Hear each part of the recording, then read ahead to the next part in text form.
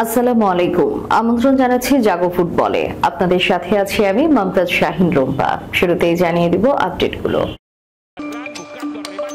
3-1 গোলে পিছিয়ে থেকেও বার্সেলোনার দুর্দান্ত জয়, হারতে হারতে জিতে লা লিগার কর্তৃত্ব বার্সার হাতে। 8 মিনিটে 2 গোল করে জিতল ম্যানচেস্টার সিটি। এক হালি গোলে শিরোপায় চোখ বায়ার্নের। এবার রেলিগেশনের স্বাদ পেলেন এমবাপ্পে। শুনছিলেন শিরোনাম, এবারে বিস্তারিত।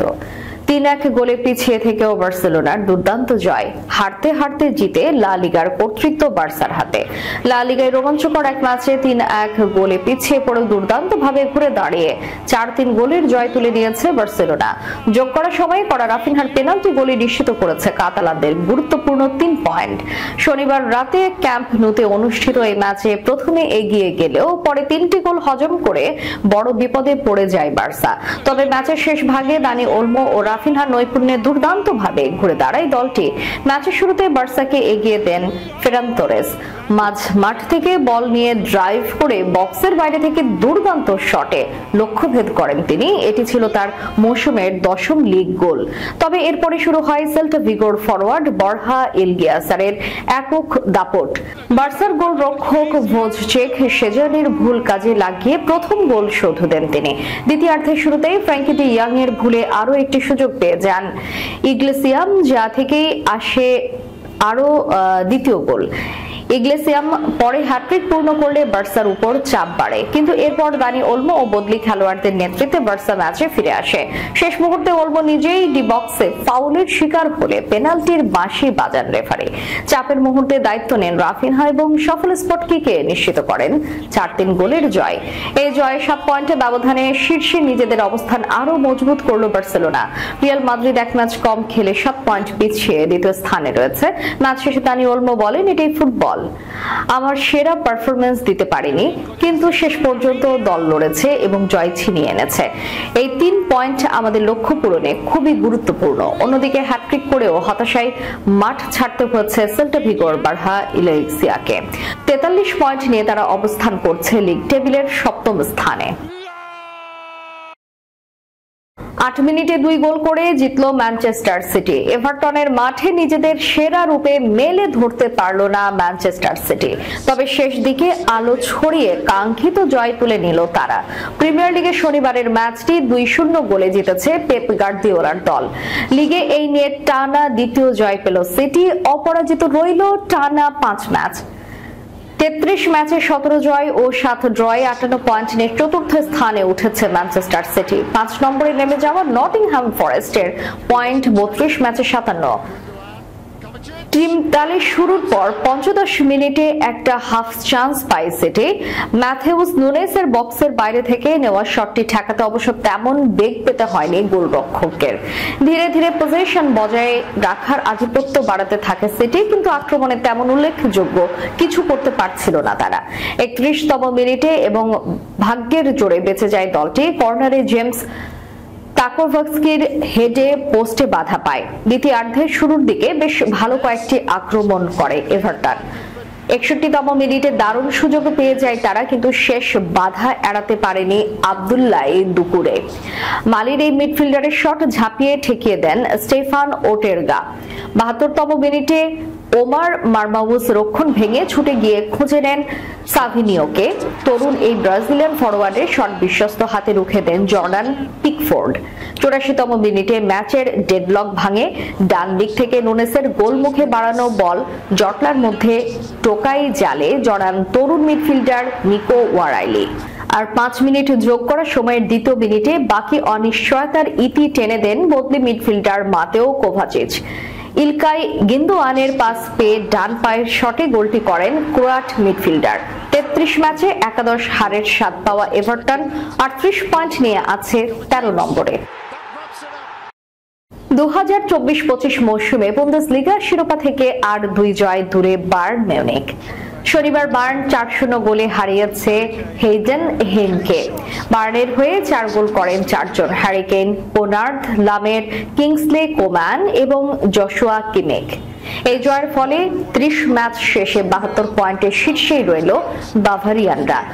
বাকি থাকা 4 ম্যাচ থেকে আর 2 জয় পেলে তাদের পয়েন্ট হবে 78। দ্বিতীয় স্থানে থাকা বায়ার লেভারকুজেনের 29 ম্যাচে পয়েন্ট 63, অর্থাৎ তারা বাকি 5 ম্যাচে জিতলেও সর্বোচ্চ 78 পয়েন্টই হবে। জার্মান লিগে পয়েন্ট সমান হলে দেখা হয় গোল ব্যবধান। এখন পর্যন্ত লেভারকুজেনের চেয়ে বায়ার্ন 29 গোলে এগিয়ে আছে, তাই বলাই যায় এক খালি গোলে শিরোপায় চোখ বায়ার্নের। পরবর্তী কয়েকটি সপ্তাহে নির্ধারিত হতে পারে কার্লো আনচেলত্তির কিংবদন্তি কোচিং ক্যারিয়ারের ভবিষ্যৎ।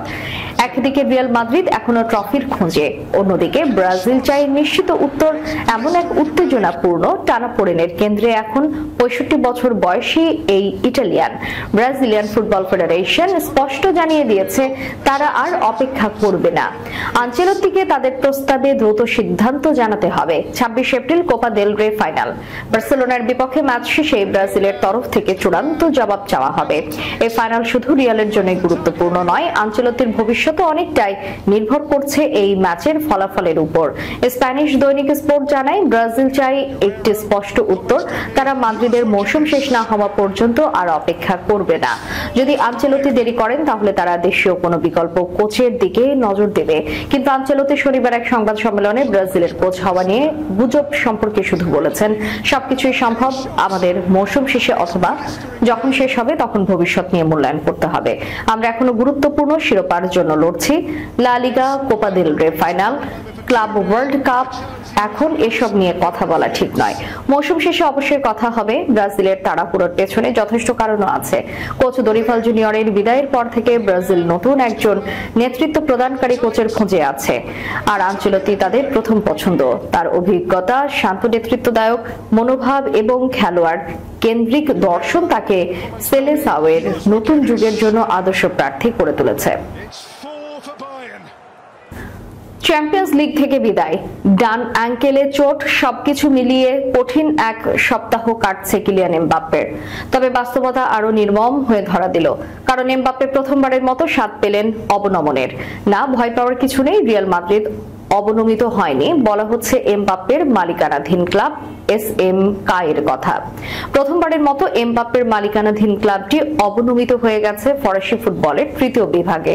ফ্রান্সের দ্বিতীয় স্তর লিগ 2 থেকে ন্যাশনালে নামতে হচ্ছে এমবাপ্পের ক্লাবকে, কারণ তারা মার্তিগের বিপক্ষে 3-0 গোলে হেরে গেছে। এই পরাজয়ের ফলে ক্লাবটির পক্ষে অবনমন এড়ানোর আর কোনো সুযোগ রইল না। গত বছর জুলাইয়ে রিয়াল মাদ্রিদের সঙ্গে চুক্তির কয়েকদিন পরে এমবাপ্পে প্রায় 15 মিলিয়ন ইউরো খরচ করে এসএমকা এর 80% শেয়ার কিনেছিলেন। মার্কিন বিনিয়োগ সংস্থা ওকট্রির কাছ থেকে শেয়ার কিনে ফরাসি তারকা নিজের পরিবার চালিত ইনভেস্টমেন্ট প্রতিষ্ঠান কোয়ালিশন ক্যাপিটালের মাধ্যমে ক্লাবটির মালিকানা গ্রহণ করেন। কিন্তু তার বিনিয়োগ যেন ডুবে গেল এক মৌসুমে। ফ্রান্সে ধারণা করা হচ্ছে ন্যাশনালে অবনমন এসএমকা এর জন্য আরো 15 মিলিয়ন ইউরোর ঘাটতি সৃষ্টি করবে। ক্লাবের বর্তমান কাঠামো বজায় রাখতে যা আরো বড় চ্যালেঞ্জ হয়ে দাঁড়াবে এমবাপ্পের জন্য। মাত্র 25 বছর বয়সে একটি পেশাদার ক্লাবের মালিক হওয়ার বিরল রেকর্ড করেছেন এমবাপ্পে। 2013 সালে এই ক্লাবে ট্রায়াল দিয়েছিলেন তিনি, যদিও পরে যোগ দেন মোনাকোতে।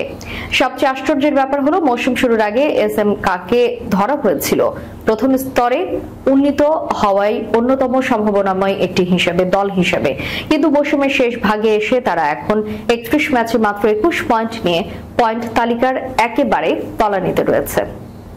শেষ করার পূর্বে সংবাদ শিরোনামগুলো জানিয়ে দিব আরো একবার। 3-1 গোলে পিছিয়ে থেকেও বার্সেলোনার দুর্দান্ত জয়, হারতে হারতে জিতে লা লিগার কর্তৃত্ব বার্সার হাতে। 8 মিনিটে 2 গোল করে জিতল ম্যানচেস্টার সিটি। এক খালি গোলে শিরোপায় চোখ বায়ার্নের। এবার রেলিগেশনের স্বাদ পেলেন এমবাপ্পে। এতক্ষণ আমাদের সাথে থাকার জন্য ধন্যবাদ। আল্লাহ হাফেজ।